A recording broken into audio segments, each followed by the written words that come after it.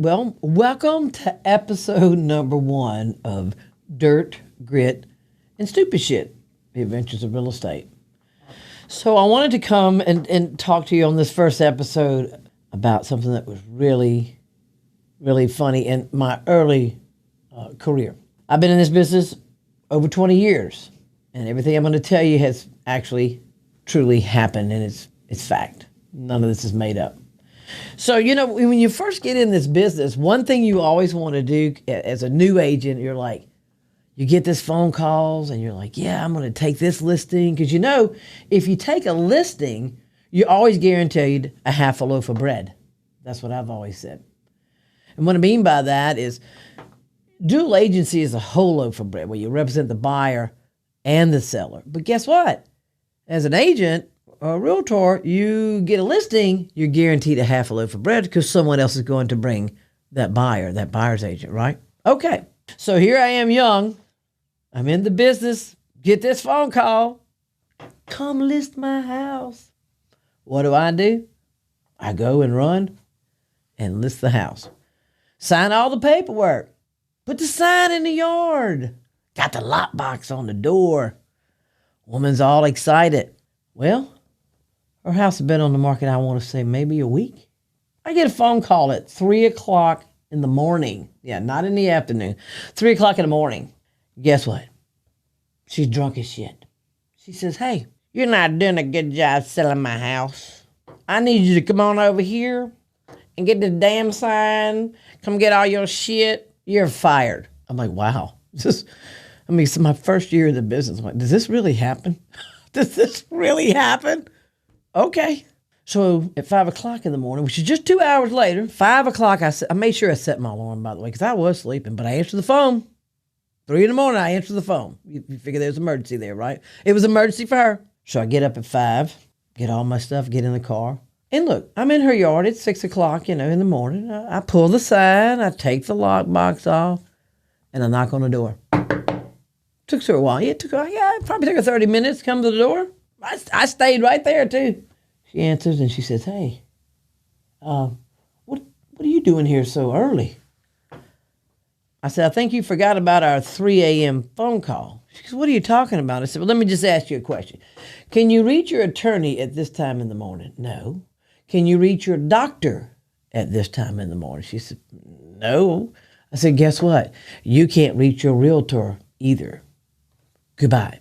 And I gave her key, and I left.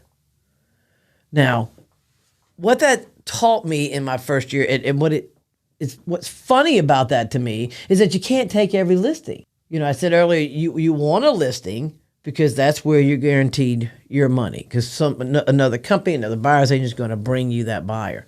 But I learned that was a hard lesson, and I just can't believe that drunk people would actually call you your own client. I mean, okay, I guess everybody's human. You kind of learn that in first year of business, and it's like, wow, she called me drunk. She doesn't remember it. I told her you can't reach your attorney, you can't reach your doctor this time in the morning. Guess what? You can't reach your realtor either.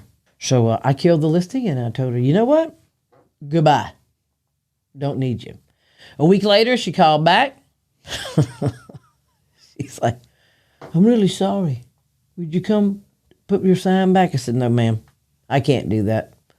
You'll have to find somebody else that'll do that. That was something very, very early in my real estate career that started. I tell you what, that was, you live, you learn, and you move on, right? And you make yourself better. And that was something that I lived and I learned and I made myself better. Guess what? You just can't call me at 3 o'clock in the morning just asking me to come get your shit. So this is going to be some different stories that we talk about or I tell you about.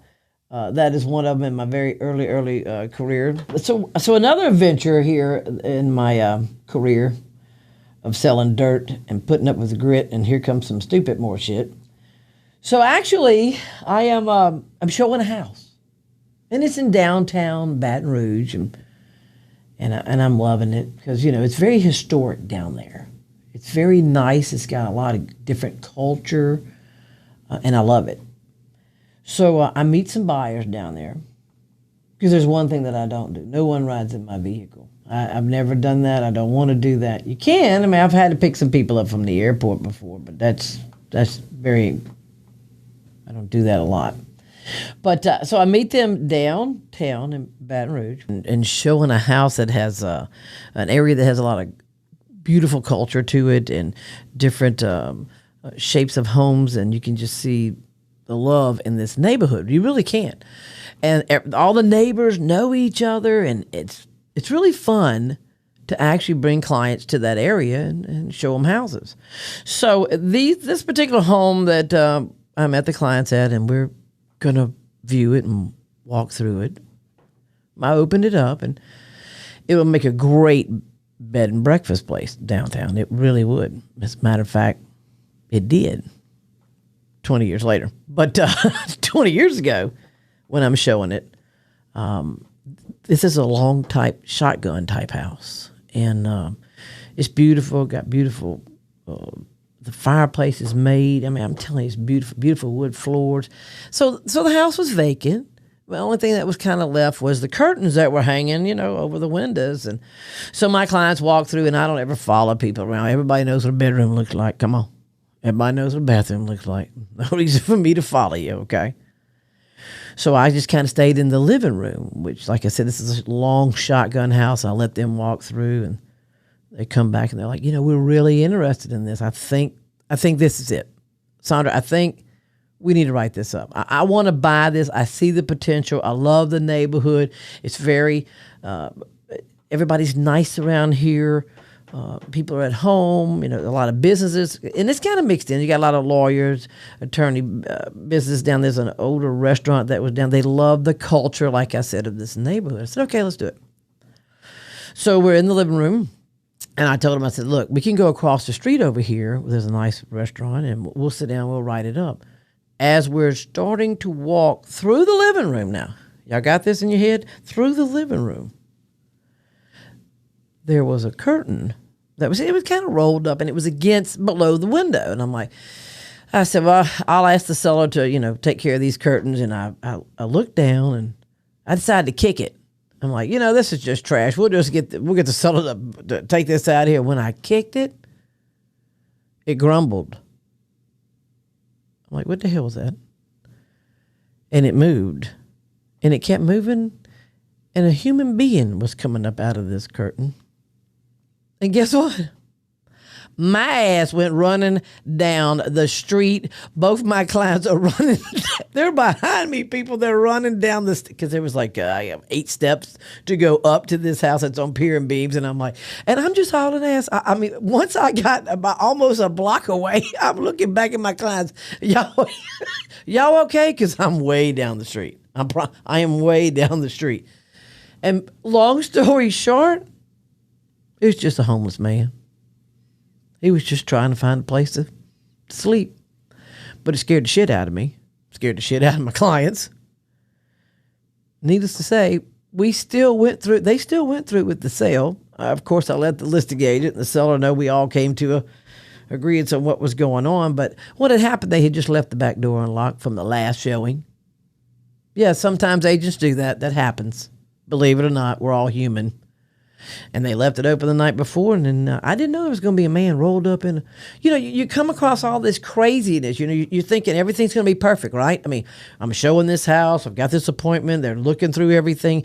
How was I supposed to know when I go to kick something when we're leaving, especially a curtain that just fell down? It's just rolled up against the side of the window, and you kick it, and then all of a sudden it grumbles and it moves, and there's a human coming out of it. Yeah, your ass would run down the street too, like mine did.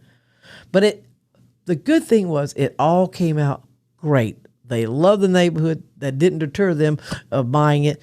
And I tell you what, to this day, they've bought 4 more. They own a business down there. They call me with that story and remind me. And I just laugh my ass off. I'm just like, you know what? You're right. We had some crazy times buying our very first home down in downtown Baton Rouge.